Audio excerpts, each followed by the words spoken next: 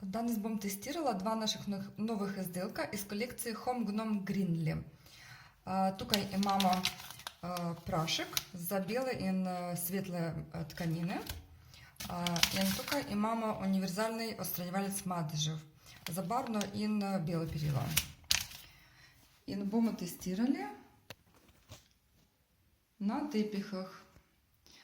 То наша купальниця, і мама зело умазана два тепіха. Другаче може бути біла барва. І будемо видели, како та два изделка делуета.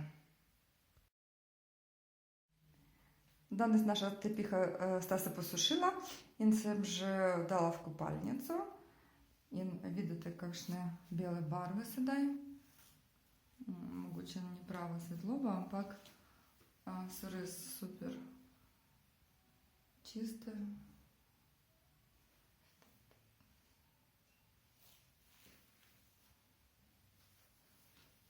Прала съм на 60 ступінь.